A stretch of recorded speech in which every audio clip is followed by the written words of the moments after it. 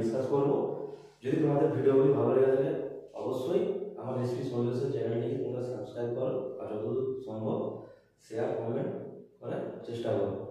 ঠিক আছে, চলো এটা ক্লাস 8 এর ফিজিক্যাল সায়েন্সের একটা টপিক কি ঘনীভবন, তো সেই জিনিসটা নিয়ে আমাদের ডিসকাস হবে আজ। ঠিক আছে, তো ঘনীভবন জিনিসটা ডিসকাস হবে।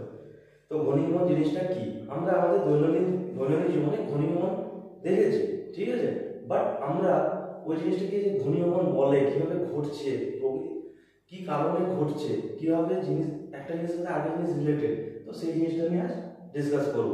ঠিক আছে, ঘনীভবন মানে হচ্ছে আমরা দেখেছি ঘনীভবন অ্যাকচুয়ালি ঘটে থাকে। মেন ঘনীভবন জিনিসটা যখন ঘটতে পারে, ঠিক আছে, তো আমরা এর বিভিন্ন যে প্রভাবগুলো সেগুলো আমরা কখন দেখতে পাই, শীতকালে, ম্যাক্সিমাম টাইম শীতকালে আমরা দেখে থাকি। ঘনীভবন আমাদের যতগুলো সিজন আছে সমস্ত সিজনেই হয়ে থাকে ঘনীভবন ঘটনাটি, বাট আমরা যাদের প্রভাব দেখতে পাই, ম্যাক্সিমাম প্রভাব যেসব প্রভাবগুলো আছে সেগুলো শীতকালে দেখতে পাই, তো সেই জিনিসগুলো ডিসকাস করবো। তো ঘনীভবন আমরা আগের দিন বাষ্পীভবন জিনিসটা দেখেছি।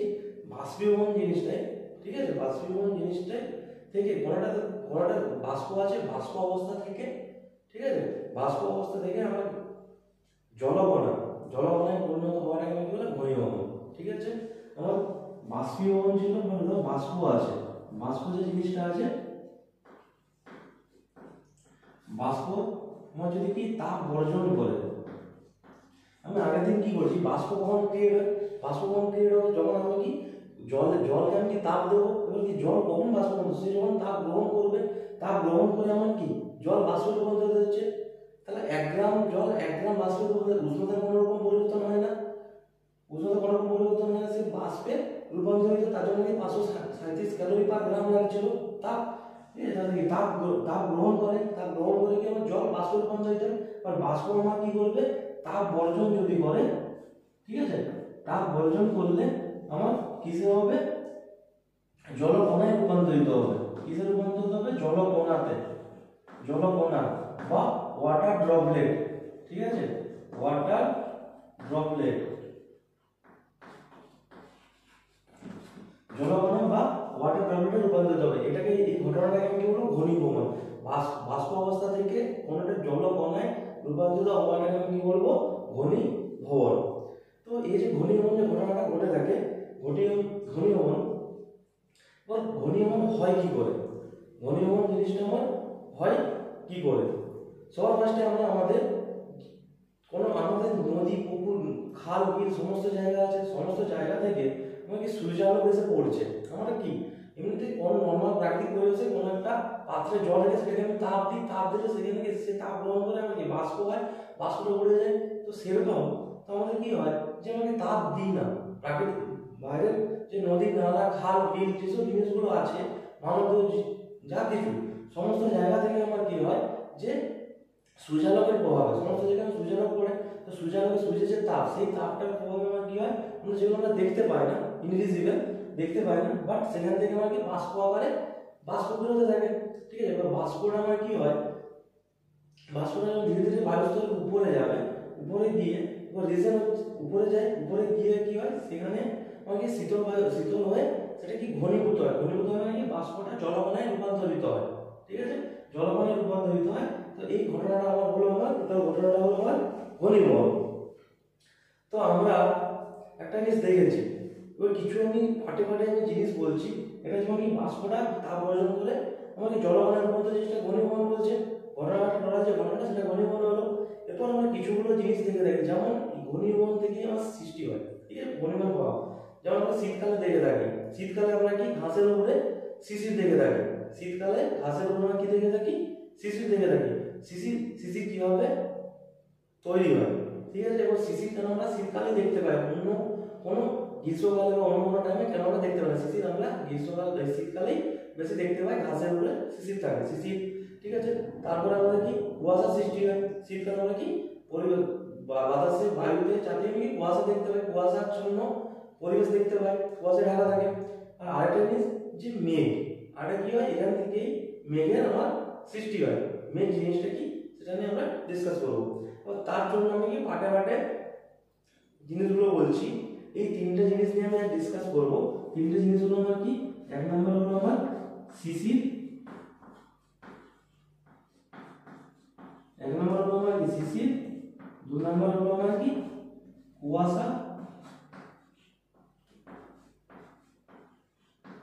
দুই নম্বর কুয়াশা, আর তিন নম্বর হলো আমার মেঘ। এই তিনটা জিনিস নিয়ে আমি আজ ডিসকাস করব, ঠিক আছে। এবার আমার কি এর সাথে মধ্যে রিলেটেড যে জিনিসগুলো, সেই জিনিসগুলো আমি সবার ফার্স্টে বলে দিই। সবার ফার্স্ট আমাদের যে বাষ্পটা উঠছে, বাষ্পটা কেন উপরে যাচ্ছে? যখন আমার নদী নালা খাল বিল থেকে আমাকে সূর্যের আলো পড়ানো যে বাষ্পটা আমার তৈরি হচ্ছে, সেটা আমার কেন উপরে চলে যাচ্ছে? সবসময় মাথায় খেয়াল রাখতে হবে আমাদের কি, যে শীতল যে বায়ু, শীতল বায়ু আমার কি হয়, আমার ভারী হয়। শীতল বায়ু ভারী হয়, তাই আমার কি শীতল বায়ু বায়ুমণ্ডলের নিচের স্তরে থাকে। আর কি উষ্ণ বায়ু আমার কি হালকা হয়, হালকা হওয়ার কারণে কি উপরে চলে যাবে। এবার আমার শীতল বায়ুটা আমার, এবার এর মধ্যে আমাকে আর্দ্রতা বা হিউমিডিটি বলে জিনিসটাও আছে, এবার শীতল বায়ু আমি বলছি কি হালকা হয়, তাই আমি কি নিচের স্তরে থাকে। আর উষ্ণ বায়ু আমার কি হালকা হওয়ার কারণে উপরে চলে যায়, আর শীতল বায়ু ভারী হওয়ার কারণে নিচে থাকে। শীতল বায়ু নিচে থাকে আর উষ্ণ বায়ু হালকা হওয়ার কারণে উপরে চলে যায়। এটা আমি ফার্স্ট পয়েন্ট। কিন্তু আরেকটা মাথায় খেয়াল রাখতে হবে, বা আরেকটা জিনিস, যে আমাদের যে জলীয় বাষ্পগুলো কে নিয়ে যাবে, জলীয় বাষ্প যে তৈরি হচ্ছে কে নিয়ে যাবে? উষ্ণ বায়ু নিয়ে যাবে নিশ্চয়ই। আমাদের যদি মেঘ তৈরি করতে, আমাদের মেঘ থেকে বৃষ্টি হয়, আমাদের যে বিভিন্ন নদী নালা খাল বিল থেকে যাচ্ছে জলীয় বাষ্প আকারে যাচ্ছে, সেটা মেঘ তৈরি হচ্ছে। মেঘ থেকে আবার কি, মেঘটা আবার কি কোনো পাহাড়ে থাকা গেলো বা কোথায় থাকা গেলো, যে ধীরে ধীরে সেটা বৃষ্টির আকারে আবার ফির নদী নালা খাল বিলে চলে আসছে। এটা হচ্ছে ওয়াটার সার্কেল। এই জিনিসটা হচ্ছে ওয়াটার সার্কেল বলছি। বাট আমি একটা ফার্স্ট পয়েন্ট আমি বলছি, ফার্স্ট পয়েন্ট হলো আমার কি শীতল বায়ু আমার কি হয়, ভারী হয়। শীতল বায়ু আমার ভারী হওয়ার কারণে আমাকে নিচে থেকে পড়ে, নিচে থাকে। আর উষ্ণ বায়ু হালকা হওয়ার কারণে উপরে যায়। তাহলে আমার কি উপরে যদি তোমাকে মেঘ যদি সৃষ্টি করতে হয়, তাহলে নিশ্চয়ই কি আমাদের জলীয় বাষ্পগুলো ক্রিয়েট হচ্ছে, জলীয় বাষ্পগুলো আমার কি হবে, উষ্ণ বায়ুর সাথে উপরে চলে যাবে। তাহলে আমরা এখান থেকে কি হলো, যে উষ্ণ বায়ুর জলীয় বাষ্প ধারণ ক্ষমতা বেশি, শীতল বায়ুর জলীয় বাষ্প ধারণ ক্ষমতা কম। শীতল বায়ু নিচে থাকে, ফার্স্ট পয়েন্ট। সেকেন্ড পয়েন্ট হচ্ছে কি, তার কারণ হচ্ছে শীতল বায়ু ভারী হয়। এরপর উষ্ণ বায়ু আমাকে হালকা হয়, তাই উপরে চলে যায়। তাহলে কি আমার কি মেঘ তৈরি করতে গিয়ে সাহায্য করবে, উষ্ণ বায়ু সাহায্য করবে। এবার কি আর্টিফিশিয়াল মেঘ কোথা থেকে সৃষ্টি হবে, জলীয় বাষ্প থেকে সৃষ্টি হবে। তাহলে কি জলীয় বাষ্প ধারণ ক্ষমতা কার বেশি হওয়া চাই? উষ্ণ বায়ু মেঘ তৈরি করতে পারে না। তাহলে আমাকে উষ্ণ বায়ু আমাকে জলীয় বাষ্প ধারণ ক্ষমতা বেশি হয়, সে তাহলে কি জলীয় বাষ্পটা কি নিয়ে গিয়ে উপরে যায়। তাহলে কি শীতল বায়ু জলীয় বাষ্প ধারণ ক্ষমতা কম। এবার কেন? তাহলে আমি যদি বলি, তাহলে কি এখানে জলীয় বাষ্প তাহলে যার বেশি আছে তার কি ভরটা বেশি হওয়া উচিত ছিল, ঠিক আছে, সে বেশি ভারী হওয়া উচিত ছিল। দেখি যার জল ধারবা আমরা জলীয় বাষ্প ধারণ করার ক্ষমতা কি, সে তাহলে কি হালকা হওয়া উচিত ছিল, তাহলে আমি শীতল বায়ুটাকে কেন ভারী বলছি, আর উষ্ণ বায়ুটা তাতে কি জলীয় বাষ্প আছে, সেটা ভারী হওয়া উচিত, মানে এটাকে হালকা কেন বলছি? তার রিজনটা হচ্ছে এটাই, যে আমার যে শীতল বায়ুর মধ্যে যখন শীতল বায়ু সম্পূর্ণ আমার কি কম্প্যাক্ট ফর্মে থাকে। তার কারণ আমি একটা জিনিস বলছি, যেমন আমরা আগে গলনের ক্ষেত্রে আমি দেখেছি, যে যখন আমার বরফটা গলে জল হচ্ছে, তখন আমার কি হচ্ছে, বরফটা গলে যখন জল হচ্ছে তখন আমার কি আয়তন বেড়ে যাচ্ছে। বাট জলটা যখন বরফ হচ্ছে তখন আমার কি আয়তন কমে যাচ্ছে। তার রিজনটা কি, জলের কম্প্যাক্ট ফর্ম হচ্ছে আমার বরফ, মানে কি ওর অণুগুলো সমস্ত কি কম্প্যাক্ট ফর্মে আছে, অণুগুলোর মধ্যে বেশি ডিসটেন্স নেই, কম্প্যাক্ট ফর্মে আছে। সেই সেম জিনিসটাই এখানে আমার যে শীতল বায়ুর ক্ষেত্রে শীতল বায়ুর যে অণুগুলো আছে সেটা আমার টোটালি কম্প্যাক্ট ফর্মে আছে। আর উষ্ণ বায়ুর ক্ষেত্রে আমার কি ছড়িয়ে ছিটিয়ে আছে। তাই যদি ছড়িয়ে ছিটিয়ে থাকে তাহলে সেই অণুগুলো জলীয় বাষ্প ধারণ করার ক্ষমতা বেশি হবে। আর আমি যদি কোনো একটা নির্দিষ্ট স্পেস নিই, ধরো সাপোজ আমি এটা একটা নির্দিষ্ট স্পেস নিয়ে নিলাম, ঠিক আছে, এটা হলো আমার কি গরম বায়ু, এটা আমার কি গরম বায়ু বা উষ্ণ বায়ু, ঠিক আছে, আর এটা আমার কি শীতল বায়ু।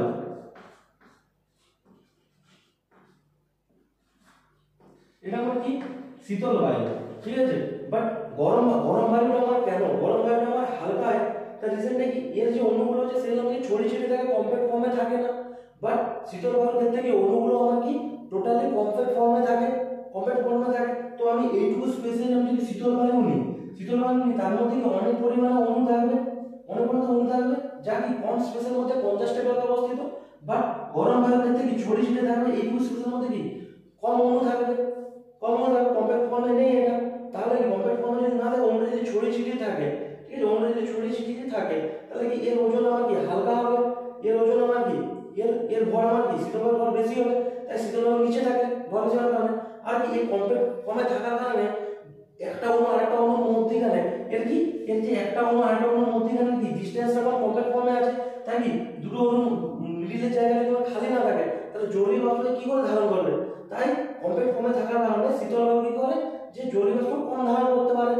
বাট গরম বায়ু যে আছে, গরম বায়ু কি অণুগুলোর মধ্যে ডিসটেন্স বেশি হয়ে ছড়িয়ে ছিটিয়ে থাকে, তাহলে এদের মধ্যে কি খালি জায়গা আছে, খালি জায়গা থাকলে কি এর কি জলীয় বাষ্প ধারণ করার একটা জায়গা আছে, তাই আমার গরম বায়ু জলীয় বাষ্প ধারণ করার ক্ষমতাটা বেশি, আর শীতল বায়ু জলীয় বাষ্প ধারণ করার ক্ষমতাটা কম হয়।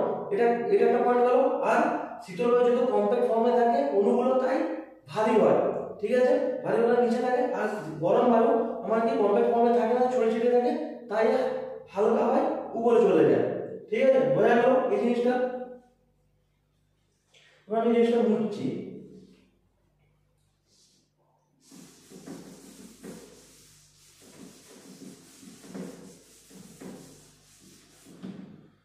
সবার ফার্স্টে আমরা সিসি জিনিসটা নিয়ে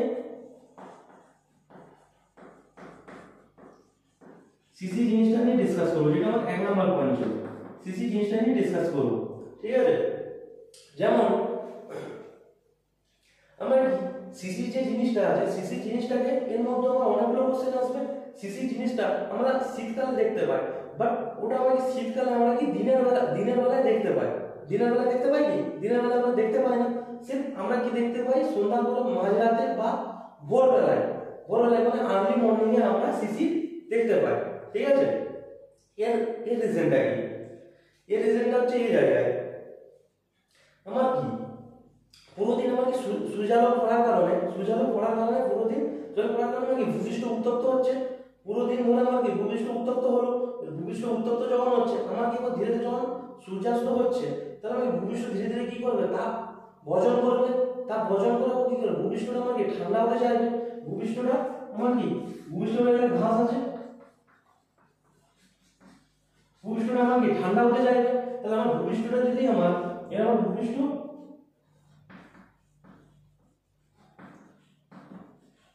আমার কি ভূপৃষ্ঠটা আমার কি ঠান্ডা হতে চাইবে ধীরে ধীরে। ভূপৃষ্ঠটা যখন আমার কি ধীরে ধীরে ঠান্ডা হতে চাইবে, সে কি করবে, তাপ বর্জন করবে। এবার যখন তাপ বর্জন করছে, তাহলে কি এইখানে আমার কি ভূপৃষ্ঠ সংলগ্ন আমার কি থাকবে, উষ্ণ বায়ু থাকবে। ভূপৃষ্ঠ সংলগ্ন আমার কি উষ্ণ বায়ু, আমার কি ভূপৃষ্ঠের সাথে সংলগ্ন অবস্থায় আমার কি থাকবে, উষ্ণ বায়ু থাকবে। এবার কি এই যে উষ্ণ বায়ুটা আমার কি হবে, যে ধীরে ধীরে উপর দিকে উঠে যাবে, এর কি যেটুকু জলীয় উষ্ণ বায়ুর মধ্যে আমার কি উষ্ণ বায়ু আমার কি হালকা হয়, উষ্ণ বায়ু আমার কি হালকা হওয়ার কারণে কি ধীরে ধীরে উষ্ণ বায়ুটা আমার উপরের দিকে উঠে যাবে, ঠিক আছে। আর আমার কি শীতল বায়ু ভারী হওয়ার কারণে, শীতল যে বায়ুটা আছে সেটা আমার কি ভারী হওয়ার কারণে কি এই লেয়ারটা আমার কি করবে, আমার পূরণ করার চেষ্টা করবে। তা শীতল বায়ু যখন এখানে থাকবে, আর এর কি ধীরে ধীরে আমার কি তাপ বর্জন করছে, যত তাপ বর্জন করছে আমার কি যত তাপ বর্জন করতে হতে গেছে, এই যে উষ্ণ বায়ুটা আছে, উষ্ণ বায়ুটা কি জলীয় বাষ্প নিয়ে যেতে থাকবে, উপরের দিকে নিয়ে যেতে থাকবে। আর এট এ টাইম এটা কি হবে, যে শীতল বায়ু আমি কি বলেছি, যে কম্প্যাক্ট ফর্মে থাকে, শীতল যে বায়ুটা আমার কি কম্প্যাক্ট ফর্মে থাকে। সন্ধ্যাবেলার পর থেকে যখন ধীরে ধীরে আমার কি উষ্ণ বায়ু যত উপর দিকে উঠতে যাচ্ছে, ঠিক আছে, ও জলীয় বাষ্প নিয়ে উপরে চলে যাচ্ছে, এই জন্য তাপ বর্জন করছে, জলীয় বাষ্প নিয়ে উষ্ণ বায়ু উপর দিকে উঠে যাচ্ছে। বাট শীতল যে বায়ুটা আছে, শীতল বায়ুটা কি এই জায়গাটা, এই খালি জায়গাটা পূর্ণ করবে। যখন পূর্ণ করবে, শীতল বায়ুটা কি কম্প্যাক্ট ফর্মে থাকে, কম্প্যাক্ট ফর্মে থাকার কারণে শীতল যে বায়ুটা আছে, শীতল বায়ু সংস্পর্শে এসে এই জায়গার বায়ুটা কি করবে, যেটুকু জলীয় বাষ্প কি শীতল বায়ু যেটুকু দেওয়া, শীতল বায়ুকে নিজের থেকে সেটুকু নিয়ে আমার কি হয়ে যাবে, সম্পৃক্ত হয়ে যাবে। এবার কি সম্পৃক্ত বায়ু,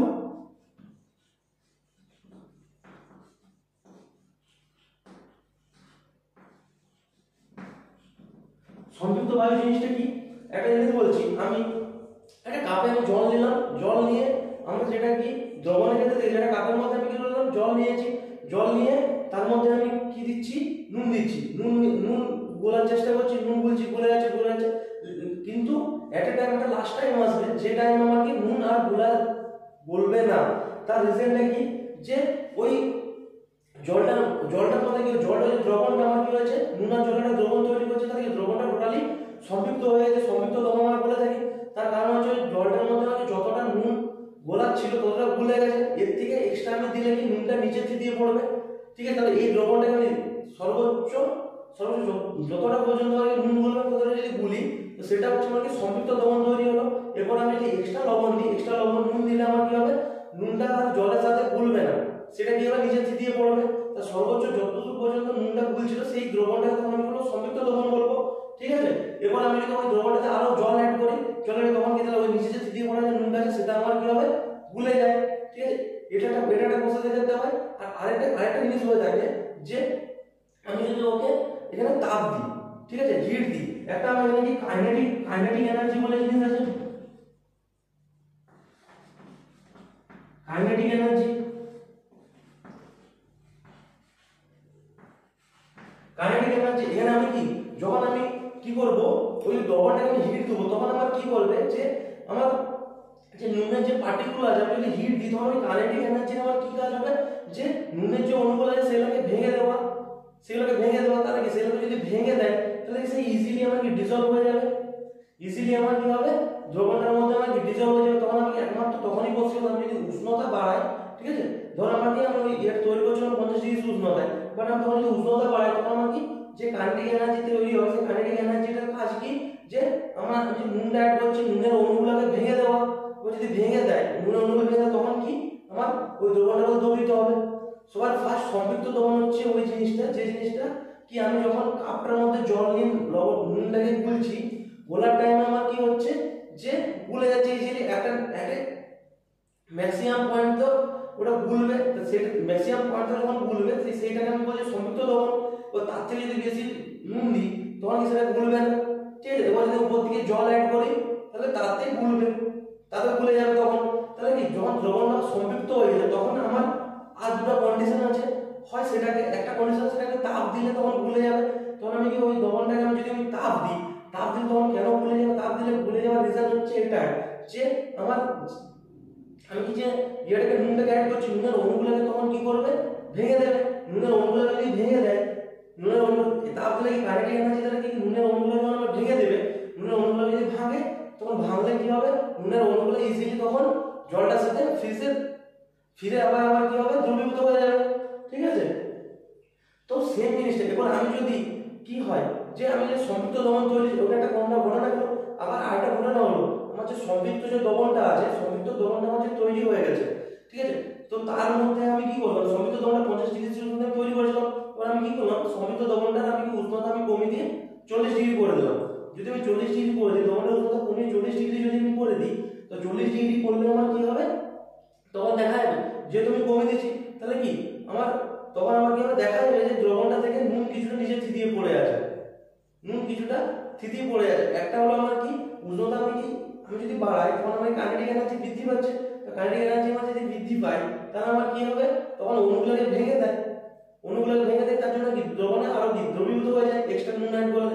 বাট যেটা একটা সম্পৃক্ত দ্রবণ তৈরি হয়েছে মানে সম্পূর্ণ সেখানে কোনো নুন কিছু নেই, সম্পূর্ণ গুলে গেছে, দ্রবণ তৈরি হয়েছে, বাট সেটা 50 ডিগ্রি উষ্ণতা তৈরি করেছিলাম। তারপর আমি যদি উষ্ণতাটাকে কমিয়ে দিই 40 ডিগ্রি করে দিই, তাহলে কি 40 ডিগ্রি আমার কি ওই দ্রবণটা 50 ডিগ্রি উষ্ণতায় ওই জলটার মতো কতটা নুন গুলতো, তাহলে 40 ডিগ্রি উষ্ণতা নিশ্চয়ই কম গুলতো, 40 ডিগ্রি উষ্ণতা নিশ্চয়ই কি কম গুলতো। তার কারণে 40 ডিগ্রি উষ্ণতায় কাইনেটিক এনার্জিও কম, আমি যদি উষ্ণতা কমাই কাইনেটিক এনার্জিও কমে যাবে।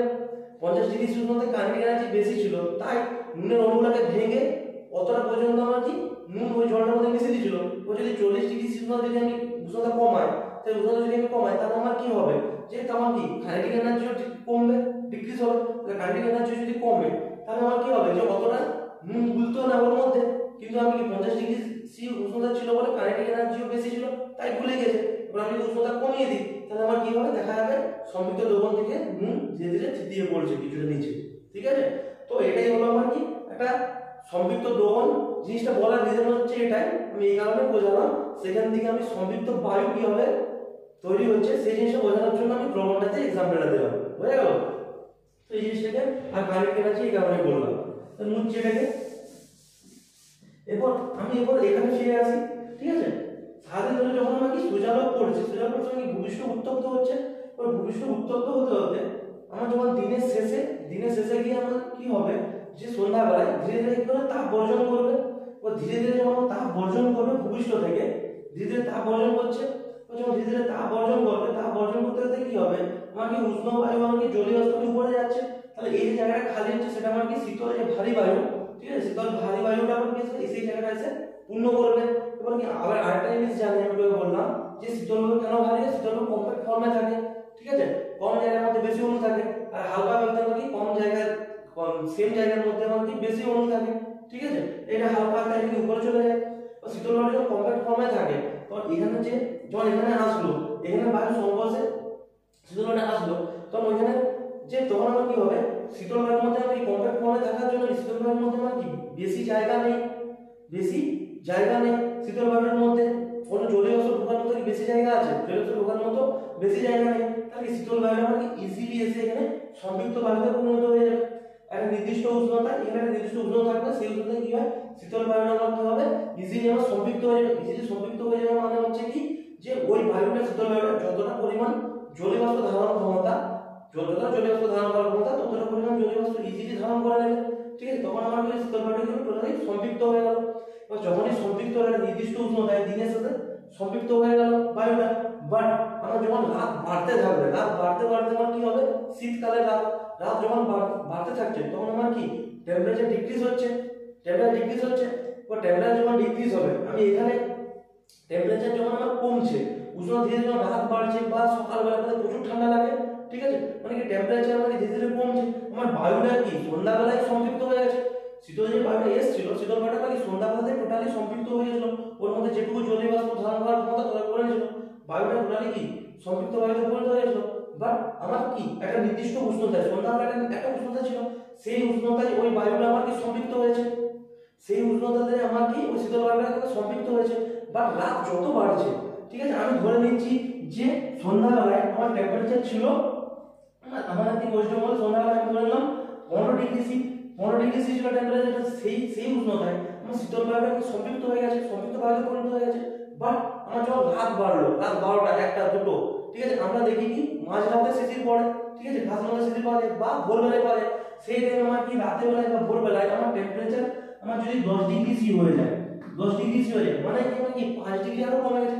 বায়ুটা তোমার 15 ডিগ্রি সি উষ্ণতায় সংযুক্ত হয়ে গেছিল, বায়ুটা যেহেতু জলীয় ধারণা সংযুক্ত হয়ে গেছিল, বাট আমার কি টেম্পারেচার যেহেতু বায়ুটা সংযুক্ত কম যেতে হয়েছিল 15 ডিগ্রিতে, তাহলে কি 10 ডিগ্রি ক্ষেত্রে আমার কি হবে, তখন যে ওর মধ্যে বায়ু সংযুক্ত হয়েছে, সংযুক্ত বায়ুর মধ্যে যে জলীয় অস্ত্র আছে তখন সে কি করবে, ওর মধ্যে থাকতে পারবে না, যদি না থাকতে পারে তখন সে কি হবে, যে জলকণায় পরিণত হয়ে যাবে। তাহলে জলকণায় পরিণত হলে সেটা আমরা কি ঘাসের মধ্যে বিন্দু বিন্দু আকারে জলকণায় কোনো বিন্দুটা দেখতে পাই, তা এইভাবে আমাদের শিশিরে তৈরি হয়। বোঝা গেল জিনিসটা। তারপর সংযুক্ত দ্রবণের ক্ষেত্রে আমি কি হলাম 50 ডিগ্রি সেলসিয়াস যতটা দ্রবণ নুন গলা ছিল গলে গেছে, বাট বাকি আমি যদি ওটাকে যে ডিক্রিজ করি টেম্পারেচারকে, তাহলে কি 40 ডিগ্রি সেলসিয়াস তাহলে অতটা নুন গুলতো না, তাহলে যদি 40 ডিগ্রি সেলসিয়াস করি কাইনেটিক এনার্জিও কমে যাবে, ডিক্রিজ হবে। তাহলে আমার কি হয়, যে কাইনেটিক ডিক্রিজ হলে তখন নুনটা দেখা যায় ধীরে ধীরে নুন থিতিয়ে পড়েছে দেখা যাবে। তো সেম জিনিসটাই যখন আমার শীতল বায়ুটা আমার কি সন্ধ্যাবেলা দিয়ে 15 ডিগ্রি সেলসিয়াস হয়ে যায় বা রাত 8টার সময় 15 ডিগ্রি সেলসিয়াস আমার সংযুক্ত হয়ে গেছে, তারপরও আমরা ওই বায়ুটা সংযুক্ত কত ডিগ্রি হয়েছে, 15 ডিগ্রিতে হয়েছে, যতটা জলীয় ধারণ ছিল করে নিয়েছে। বাট রাত যখন বাড়ছে, রাত বাড়তে বাড়তে ভোরবেলা 10 ডিগ্রিতে যখন পৌঁছায়, কমে যাচ্ছে টেম্পারেচার, উষ্ণতা কমে যাচ্ছে, তাহলে কি ওই বায়ুটা তখন কি জলকণাগুলো আমার কি জলকণা না, যে জলীয় ধারণ করেছিল সেটা নিশ্চয়ই কি জলকণায় ঘনীভূত হয়ে যাবে, জলকণায় ঘনীভূত হয়ে যাবে, ঘনীভূত হওয়ার কারণ কি তাপ বর্জন করবো। তো 15 ডিগ্রি সেলসিয়াস মধ্যে কি হয়েছিল, সংযুক্ত হয়েছিল, বাট 15 ডিগ্রি যখন 10 ডিগ্রি তখন কি করলো, তাপ বর্জন করবে। তাপ বর্জন করলে আমার কি ঘনীভবনের সময় আমি কি দেখলাম, যে বাষ্পটা আমার কি হয় তাপ বর্জন করে ঘনীভূত হয়, তাহলে কি তাপ বর্জন করবে, তাপ বর্জন করে আমার কি হয়ে যাবে, ঘনীভূত হয়ে যাবে, ঘনীভূত হয়ে কি ছোট ছোট কি জলবিন্দুতে পরিণত হয়ে যাবে। তাই আমার কি হয়, যে শিশিরে তৈরি হয়। হয়ে গেল।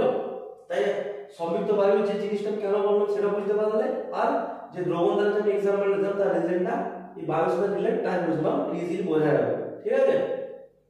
তো এখান থেকে শিশির তৈরি হলো। এরপর বাকি একটা কথা হয়ে গেল, শিশির পরে আমি কি বলবো, সমস্ত সংযুক্ত বায়ু ঘনীভবনের সমস্ত জিনিসটাই কাজে লাগবে, মনে রাখবে, ঠিক আছে। তো সিসি এর পরে আমি কি বলেছিলাম, সিসি এর পরে আমি বলবো 2 নাম্বার পয়েন্ট ছিল আমার, 2 নাম্বার পয়েন্ট ছিল আমার কুয়াশা।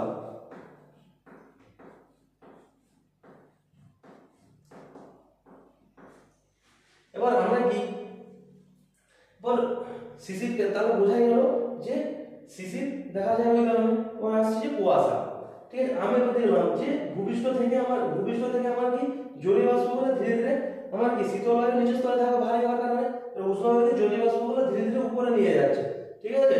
এবার আমার কি রাত যখন বাড়তে থাকে, রাত বাড়তে কি আমার পরিবেশ ঠান্ডা হতে থাকে। এবার আমার যে উষ্ণ বায়ুটা আছে, এবার উষ্ণ বায়ু আমার কি করবে, জলীয় বাষ্প নিয়ে ধীরে ধীরে উপরে উঠতে থাকবে।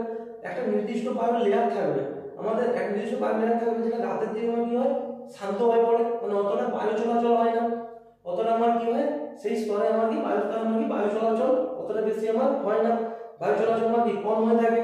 তো সেখানে আমার কি এই উষ্ণ জলীয় বাষ্পপূর্ণ বায়ু শীতল বায়ু ভারী নিচে আসছে, যে হালকা, এটাও মেনশন করতে হবে, হালকা উষ্ণ বায়ু কার কি আছে, জলীয় বাষ্পপূর্ণ, ঠিক আছে। হালকা জলীয় বাষ্পপূর্ণ উষ্ণ বায়ু আমাকে একটা নির্দিষ্ট বায়ু স্তরে আসে, ঠিক আছে। একটা নির্দিষ্ট বায়ু স্তরে এসেও কি হয়, ধীরে ধীরে কি হয়, ঠান্ডা হতে ওই বায়ুটা, ওই উষ্ণ বায়ুটা একটা বায়ু স্তরে এসে, যেখানে আমার কি অত বায়ু চলাচল হচ্ছে না, ঠিক আছে। আমরা কুয়াশা নিশ্চয়ই ভূপৃষ্ঠের থেকে কিছুটা যেমন শিশির, যেমন কি ভূপৃষ্ঠের শিশির এর দেখতে শিশির, কুয়াশা ভূপৃষ্ঠ থেকে কিছুটা উপরে দেখতে পাই কুয়াশা, ঠিক আছে। চারদিকে কুয়াশাচ্ছন্ন হয়ে আছে, তার রিজনটা কি, তার রিজনটা হলো কি ভূপৃষ্ঠ থেকে কিছুটা উপরে, যেখানে আমার কি বায়ু চলাচল একটু শান্ত, সেখানে আমার কি হয় যে এই হালকা উষ্ণ এবং জলীয় বাষ্পপূর্ণ বায়ু ওখানে গিয়ে ধীরে ধীরে কিন্তু মেঘের পৃষ্ঠতলে থাকে। মেঘের পৃষ্ঠতলে মানে হচ্ছে এটা হচ্ছে আমার ভূপৃষ্ঠ, এটা হচ্ছে আমার ভূপৃষ্ঠ, এটা হচ্ছে আমার ভূপৃষ্ঠ, আর এটা হচ্ছে আমার মেঘ, ঠিক আছে। আর আমরা এই জায়গায় বসবাস করি, আমরা এই টোটাল জায়গার মধ্যে আমরা বসবাস করি, সাপোজ স্কয়ার ধরে নাও, এই জায়গার মধ্যে আমরা বসবাস করি, ঠিক আছে। এবার যখন উষ্ণ বায়ুটা, ঠিক আছে, জলীয় বাষ্পপূর্ণ উষ্ণ হালকাভাবে যখন উপরে যাচ্ছে, ভূপৃষ্ঠ থেকে উপরে গিয়ে কিছুটা একটা স্তরে গিয়ে সেখানে ওর কি হচ্ছে, সেখানে আমার কি হচ্ছে, বেশি বায়ু চলাচল হয় না, ঠিক আছে। সেই স্তরে এসে পৌঁছায়, এবং কি ওটা কি মেঘের পৃষ্ঠতল, এটা হচ্ছে মেঘের নিচের অংশ। আমি যখন মেঘ জিনিসটা বলবো, মেঘের পৃষ্ঠতলে কেন কুয়াশা জমা, সেই জিনিসটা বুঝতে পেরে যাবে। তো মেঘের যে পৃষ্ঠতলে আছে, এবার কি হয়, মেঘের যে মেঘ যে আছে, মেঘ জিনিসটা হচ্ছে মেঘটা একটা ঘনীভূত অবস্থা, ঠিক আছে। এর শুরু থেকেই শীতল অবস্থায় থাকে, ঠিক আছে। তো যখন এ কি করবে, উষ্ণ বায়ুটা যখন উপরে উঠে আসছে, যখন মেঘের পৃষ্ঠতলে এসে পৌঁছায়, তো এটা নির্দিষ্ট উষ্ণতায় ও কি টোটালি যতটা জলীয় বাষ্প নেওয়ার ছিল নিয়ে ফেলেছে, নিয়ে ফেলেছে, সম্পৃক্ত হয়ে পড়েছে। এবার যখন এই যখন আমার এই মেঘের পৃষ্ঠতলে আসবে, মেঘের পৃষ্ঠতলে আসলে কি এই মেঘের পৃষ্ঠতলে এই শীতলের অবস্থা সংঘর্ষে আসবে। তো সংঘর্ষে আসলে কি হবে, ওই বাষ্পটা আমার কি হবে, ঘনীভূত হয়ে কি হবে, জলকণায় পরিণত হবে।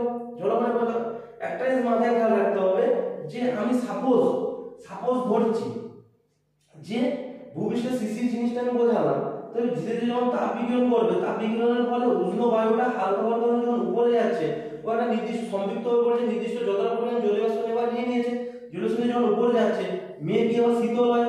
তো সেই শীতল অবস্থা সংস্পর্শে আসলে, সেখানে আবার শীতল বায়ু সংস্পর্শে আসলে এবার কি হবে, একটা নির্দিষ্ট যে উষ্ণতায় সম্পৃক্ত হয়ে পড়েছে। এবার আমি কি বললাম যে ওর থেকে যখন কম টেম্পারেচারের সংস্পর্শে আসবে, তখন ও কি করবে, থিতিয়ে পড়ার চেষ্টা করবে, বাষ্পটা থিতিয়ে পড়া মানে কি হচ্ছে, নুন যেমন থিতিয়ে পড়লো কম টেম্পারেচারে আসার কারণে, ও যখন থিতিয়ে পড়ার নুনটা কি হচ্ছে, এখানে জলীয় বাষ্পটা কি হবে, কনভার্ট দিতে হবে, জলকণায় কনভার্ট হয়ে যাবে, ঠিক আছে। শীতল বায়ুর সংস্পর্শে কি এটা নির্দিষ্ট 15 degree C temperature, 15 degree C তে কি সম্পৃক্ত হয়েছিল উষ্ণ বায়ুটা। বাট এখানে যখন আসলো যে মেঘের পৃষ্ঠতল, মেঘের নিচে, তখন এখানে 10 ডিগ্রি পেল, 10 ডিগ্রিতে কি হলো, টোটাল তাহলে কি 5 ডিগ্রি কম পাচ্ছে। তখন কি হচ্ছে, জলীয় বাষ্পটা আমার কি হচ্ছে, জলকণায় রূপান্তরিত হয়ে যাচ্ছে, দিয়ে পড়ার নিচে কি জলকণায় রূপান্তরিত ছোট ছোট ড্রপলেট জলকণায় পরিণত হচ্ছে। এবার ওই জলকণাগুলো আমাদের যে বায়ুতে যে ধূলিকণা আছে, ঠিক আছে, ধূলিকণার উপরে এসে জমা হয়ে যায়। ধূলিকণার পরে এবার জমা হয়ে কি করবে, ও ধূলিকণা বরফের মতো বরফের ছোট ছোট বিন্দু কি টোটালি ও কি হয়েছে, ঘনীভূত হয়ে গেছে। ঠান্ডার সংস্পর্শে এসে ঘনীভূত হয় কি বাষ্প ঘনীতে টোটালি ঘনীভূত হয়ে গেছে। ঘনীভূত হয়ে এখানে যে জল কণা আছে, বিভিন্ন রকমের কণা আছে বায়ুকণার উপরে, ও কি করবে, ওই জলবিন্দুগুলো কি করবে, ওর উপরে অবস্থান করে বাতাসের সাথে ভেসে বেড়াবে। বাতাসের সাথে ভেসে বেড়ালে তখন আমরা সেটাকে কি করবো, ভোরবেলায় যখন পেছনে উঠি বাতাসের সাথে ভেসে বেড়ালে তখন আমরা কি দেখতে পাই, কুয়াশা দেখতে পাই। ঠিক আছে, কুয়াশা দেখতে পাই। এরপর একটা জিনিস হচ্ছে যে আমাদের অনেক সময় কি হয়, কিছু কিছু দিন এরকম যায় যে আমরা রোদ দেখতে পাই না, সানলাইট দেখতে পাই না। তার রিজন হচ্ছে যে কুয়াশার যে যেমন যে বায়ু কণাগুলো আছে, বায়ু কণাগুলোর ক্ষমতা যদি এতটাই থাকে যে ধরো কুয়াশা জিনিসটা হচ্ছে টোটালি কম্প্যাক্ট ফর্ম। কুয়াশা জিনিসটা টোটালি ওর যদি ডেনসিটি এতটাই বেশি, ঘনত্ব যদি এতটাই বেশি হয় কুয়াশাটা, মানে কি কুয়াশা মানে ফগি ডে আমরা বলি। ঠিক আছে, কুয়াশাটা আমার যদি টোটালি এতটা যদি ডেনসিটি ঘনত্ব যদি প্রচুর বেশি হয়, তখন আমার কি সূর্যের আলো, আমার এখানে সূর্য আছে, সূর্য যখন আমার কি আলো দিচ্ছে, সূর্য যখন আমার এখানে আলো দেবে, ঠিক আছে, ওর ডেনসিটি যদি এতটাই বেশি হয়, সে কি করবে, সমস্ত সূর্যের যে আলোটাকে সেটা কি করবে, অ্যাবজর্ব করে নেবে। তো সূর্যের আলো সম্পূর্ণ যদি অ্যাবজর্ব করে নেয়, তখন তাহলে আমরা কি হবে, দিনের বেলায় আমরা ভূপৃষ্ঠে যদি থাকি, তাহলে ভূপৃষ্ঠে আমরা সূর্যের আলো দেখতে পাবো না। আমরা এটাও দেখেছি কুয়াশা কিভাবে সৃষ্টি হলো, বোঝা গেল। এখানে আসলো জলকণার উপরে কি হলো, 10 ডিগ্রি 15 ডিগ্রি সেন্টিগ্রেড টেম্পারেচারে কি হয়েছিল, আমার উষ্ণ বায়ুটা সম্পৃক্ত হয়ে চলে গেছিল তারা। বাট ও যখন কি মেঘের পৃষ্ঠতলে কি মেঘের পাদদেশে আসলো, মেঘের পাদদেশে আসলে কি শীতল সংস্পর্শে আসলে কি হলো, ও ঘনীভূত হয়ে গেল। জলীয় বাষ্পের ঘনীভূত হয়ে কি জলকণা বলছিল, সে কি বায়ুকণার সাথে কি ভেসে বেড়াতে স্টার্ট করে দিল। ঠিক আছে, যখন সকালবেলা উঠতেই সেটা রাতের ঘটনা ঘটেছে, ভোরবেলা আমরা কুয়াশা পেলাম। ওর আমি ভোরবেলা কি ধীরে ধীরে যখন বাড়লো, সূর্যালোক আসলো, সূর্যের আলো আমরা কিছু কিছু দিন দুটো কোশ্চেন আছে, সূর্য আলো আমি দুটো জিনিস বলছি, কিছু কিছু দিন আমি সূর্যের আলো দেখতে পাই না। তার রিজন কি, কুয়াশার ঘনত্ব যদি এতটাই বেশি হয়, কুয়াশার ঘনত্ব মানে ডেনসিটি যদি এতটাই বেশি হয়, সে যদি সূর্যের আলো সম্পূর্ণ অ্যাবজর্ব করে নেয়, ঠিক আছে, তার যদি সেই ক্ষমতাটা থাকে, তাহলে আমার কি হবে, কুয়াশার জন্য আমার কি চারদিক কুয়াশাচ্ছন্ন পরিবেশ দেখতে পাবো, সেদিন সূর্যালোক দেখা যাবে না। আর তোমাদের মনের মধ্যে এই কোশ্চেনটাও আসতে পারে কি, আমরা দেখলাম যে কুয়াশা আছে সকালবেলায়, এবার যখন আমি সূর্যালোক আসলো, রোদ উঠলো, তখন আমরা দেখি কি কুয়াশা ধীরে ধীরে আমার কি কেটে গেছে, কুয়াশা দেখা যাচ্ছে না। তার রিজনটা কি, কুয়াশা কি কারণে দেখা যাচ্ছে না, সূর্যালোক আসছে, ওর ডেনসিটি এতটা বেশি নয় কুয়াশার। ঠিক আছে, ওই কিন্তু সূর্যের যে তাপটা আছে, সূর্যের তাপের কারণে যে ঘনীভূত হয়ে যে জলকণায় পরিণত হয়েছিল, ছোট ছোট ড্রপলেট জলকণায় যে পরিণত হয়েছিল, ঠিক আছে, ছোট ছোট যে কণা ছিল, তার ঘনীভবন থেকে আবার কি বাষ্পীয়, মানে সেটাকে বাষ্পে রূপান্তর হওয়ার জন্য যে তাপটা লাগবে, সেই তাপটা ওই ছোট ছোট যে জলকণা, ডট ডট যে জলকণাগুলো এবং ছোট ছোট যে জলবিন্দু, সেটা যদি ওই তাপটা সূর্য থেকে পেয়ে যায়, তাহলে নিশ্চয়ই ওর ঘনীভূত অবস্থা থেকে ও কি বাষ্পে হয়ে যাবে।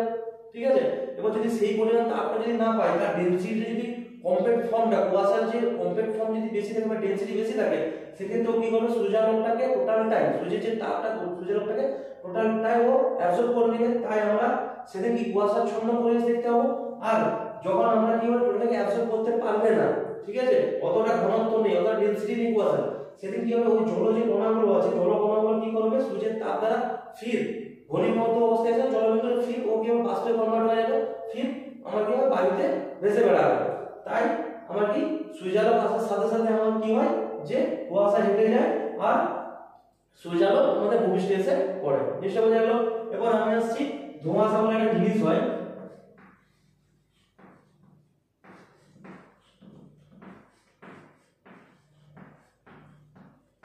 ধোঁয়াশা, আমরা ধোঁয়াশা কোথায় দেখতে পাই, আমরা যে বিভিন্ন রকম যে শিল্পাঞ্চলে গেলে ধোঁয়াশা দেখে থাকি। ঠিক আছে, নরমাল যেখানে শিল্পাঞ্চলে আমরা সেই সব জায়গায় ধোঁয়াশা দেখি না, বাট শিল্পাঞ্চলে গেলে আমরা কি দেখতে পাই, ধোঁয়াশা দেখতে পাই। তার রিজনটা কি, ধোঁয়াশা হচ্ছে যে আমার কি কুয়াশা প্লাস ধোঁয়া মিলে আমাদের ধোঁয়াশা সৃষ্টি হয়। ধোঁয়াশা জিনিসটা কি, ধোঁয়াশা ইজ ইকুয়াল টু কুয়াশা প্লাস ধোঁয়া।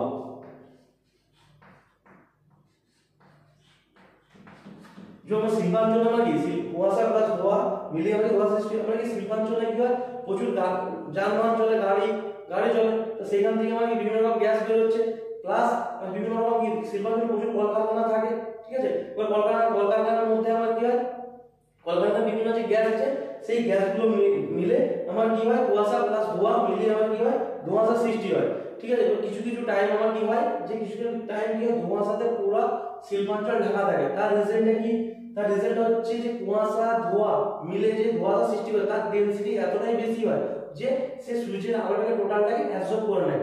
তাই আমার কি হয় সূর্যের আলো এসে পৌঁছায় না, ধোঁয়াশাতে টোটালি ঘেরা থাকে ওই দিন শিল্পাঞ্চল। এবার যখন আমার কি হবে যে কখন আমার ধোঁয়াশা হেঁটে যাবে, যখন আমার কি হবে যে ধোঁয়া তো একটা ধোঁয়া, ঠিক আছে। এবার কি বলবে যে সূর্যালোক থেকে যখন আমার সূর্যালোক আসছে কুয়াশার সাথে ধোঁয়া মিলে ধোঁয়াশা সৃষ্টি হয়েছে। এবার কি কুয়াশার যে মানে জলবিন্দুগুলো যে ছোট ড্রপলেট ওয়াটার ড্রপলেট আছে, জল যে বিন্দুগুলো আছে সেটা কি সূর্যালোকে প্রভাবে, সেটা কি ঘুরে যদি বাষ্পে রূপান্তর হয়ে সে কি বায়ুতে ভেসে বেড়ালো, তখন কি ধোঁয়ার সাথে বিচ্ছিন্ন হলো, তো ধোঁয়া বায়ুর সাথে চলে গেল, আর এটাও কি বাষ্পীভূত হয়ে কি বায়ুর সাথে চলে গেল।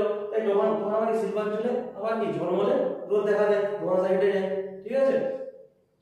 এবার ধোঁয়ার সাথে main sulphur oxide, nitrous oxide, তারপরে তোমার ওজোন গ্যাস, এইসব মিলে আমার কি হয় কুয়াশার সাথে মিশে আমার ধোঁয়াশা সৃষ্টি করে, ঠিক আছে। ওজোন গ্যাস, নাইট্রাস অক্সাইড, এইসব যে গ্যাসগুলো আছে গ্যাসগুলো মিলে আমার কি করে ধোঁয়াশা সৃষ্টি করে। তো জিনিসটা বোঝা গেল কুয়াশা কিভাবে তৈরি হয়, বোঝা গেল। এরপর কুয়াশা কিভাবে সূর্যালোকের প্রভাবে কিভাবে হেঁটে যায় আমরা সকালবেলায় দেখতে পাই, বাট রোদ বাড়ার সাথে সাথে আমি দেখতে পাই সরে যায়, ঠিক আছে। ধোঁয়াশা কি কুয়াশা প্লাস ধোঁয়া মিলিয়ে কুয়াশা তৈরি হয়, ধোঁয়াশা তৈরি হয়। তো ধোঁয়াশা আমাদের শিল্পাঞ্চলে কেন দেখা যায়, কি কি গ্যাস থাকে, বোঝা গেল। এরপর আরেকটা জিনিস হলো যে ধোঁয়াশাও কেন হেঁটে যায় কিছু সূর্যালোকের প্রভাবে, সেই জিনিসটা বোঝা গেল। এরপর আসি মেন যে আমি আরেকটা জিনিস বলেছিলাম, এবার মেঘ আসি, লাস্ট পয়েন্ট মেঘ, ঠিক আছে। এটা মুছে দিই।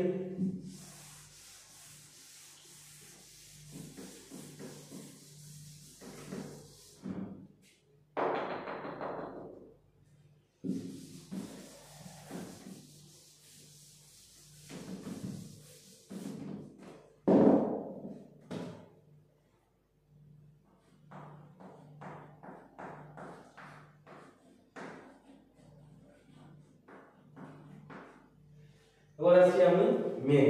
এবার মেঘ জিনিসটা সৃষ্টি হয় কি করে, এটা হচ্ছে কি ওয়াটার সার্কেল, বাষ্পীভূত হয়ে কি উপরে যাবে, উপরে যে মেঘ তৈরি হবে, মেঘ থেকে বৃষ্টি হয়ে আবার সেই নদী নালা খাল বেরিয়ে আসবে, ঠিক আছে।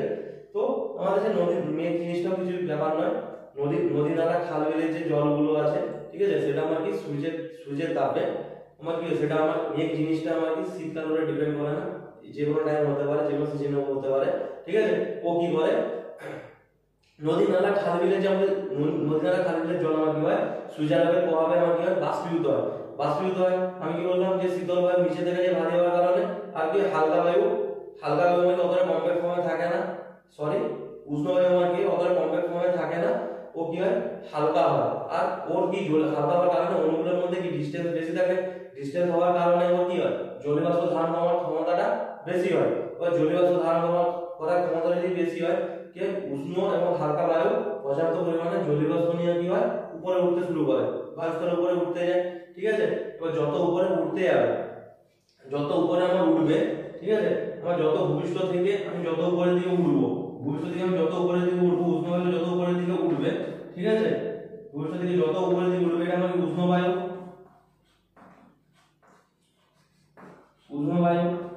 ঠিক আছে। আর কি জলীয় বাষ্প এর মধ্যে কি পর্যাপ্ত পরিমাণে জলীয় বাষ্প আছে, তো উষ্ণ যত উপরের দিকে উঠবে তোমার কি হয় বায়ুর চাপ আমার হ্রাস পেতে থাকবে, বায়ুর যে চাপ আছে আমার কি হয় চাপ হ্রাস পেতে থাকবে, চাপ হ্রাস পায়, ঠিক আছে।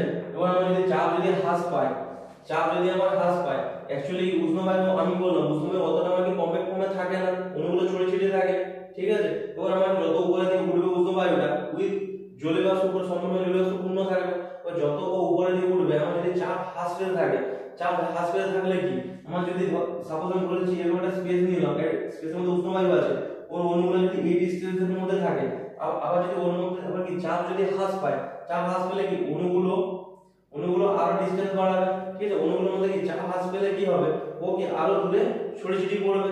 ও দূরে যদি ছড়িয়ে ছিটিয়ে পড়বে, ঠিক আছে। এবার কি আবার আমরা একটা জিনিস জানি যে যত উপরের দিকে যাবে উষ্ণতা আমার কি হ্রাস পেতে থাকে, মানে যত উপরের দিকে যাবো আমি তত কি উষ্ণতা হ্রাস পেতে থাকে, ঠিক আছে। তার এবার কি অণুগুলো আরো বেশি ছড়িয়ে ছিটিয়ে থাকবে, ফলে কি আমার কি হবে, উষ্ণ বায়ুটা কি হবে শীতল হওয়া স্টার্ট করবে। এবং যখন শীতল হওয়া স্টার্ট করবে ওটা সম্পৃক্ত কাকে বলছি, যে বায়ুটা সম্পূর্ণ ভরপুর আমার কি জলীয় বাষ্প পূর্ণ আছে, তাহলে কি ওই বায়ুটার মধ্যে কি উষ্ণ বায়ুটার মধ্যে কি জলীয় বাষ্প সম্পূর্ণ আমার কি যে উষ্ণ বায়ুটা আছে, উষ্ণ বায়ুটা কি জলীয় বাষ্প দ্বারা সম্পূর্ণভাবে আমার কি সম্পৃক্ত আছে, সম্পূর্ণভাবে আমার কি আছে উষ্ণ বায়ুটা আমার কি সম্পৃক্ত আছে। যত উপরে দিকে যাচ্ছে চাপ হ্রাস হচ্ছে, চাপ হ্রাস হওয়ার কারণে ও কি ধীরে ধীরে কি শীতল হতে যাচ্ছে। শীতল হতে হতে যখন উষ্ণ বায়ুটা কি ঠান্ডা হতে হতে যখন উপরে যাচ্ছে, তা এট এ টাইম একটা সময় আসবে যে উষ্ণ বায়ুটা সম্পূর্ণ কি করবে, তাপ বর্জন করে দেবে।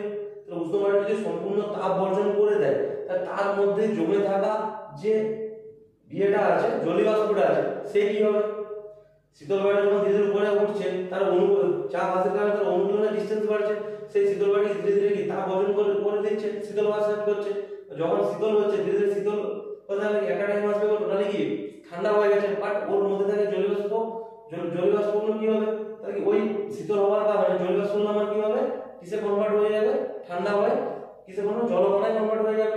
যখন জলকণায় আমার কনভার্ট হয়ে গেল, বিন্দু বিন্দু আমার কি জলকণায় পরিণত হলো, জলীয় বাষ্পগুলো বিন্দু যখন পরিণত হলো, এবার কি মেঘের মধ্যে আমার কি বাতাসের মধ্যে যে বিভিন্ন রকমের ধূলিকণা আছে, তো ধূলিকণার উপরে ওই জলকণাগুলো আমার কি করবে অবস্থান করবে, ধূলিকণার উপরে যখন ওই জলকণাগুলো আমার কি করছে অবস্থান করছে, ঠিক আছে।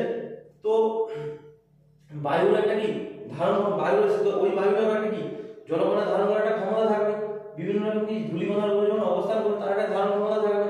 এবার যখন ধারণ ক্ষমতা হারিয়ে ফেলবে তখন আমরা সেটা কি বৃষ্টির আকারে, এবার যখন আমরা কি এক সেকেন্ড ধীরে ধীরে এখানে কন্টিনিউয়াসলি প্রসেস উষ্ণ বায়ু যাচ্ছে, কি শীতল চাপ আসার কারণে অণুগুলোর ডিসটেন্স বাড়ছে, এবার কি ধীরে ধীরে শীতল হতে কি শীতল হয়ে যাচ্ছে। তাই ওর মধ্যে থাকা জলীয় বাষ্পটা আমার জলীয় বাষ্প কি হচ্ছে ঘনীভূত হয়ে কি জলকণায় পরিণত হচ্ছে, সেই জলকণাটা আমার কি হচ্ছে বায়ুর মধ্যে থাকা ধূলিকণার উপরে জমা হচ্ছে, এবং কি জলকণা জমা হয়ে কি বাতাসে ভেসে বেড়াচ্ছে, ওই ধূলিকণার উপরে চেপে ভেসে বেড়াচ্ছে।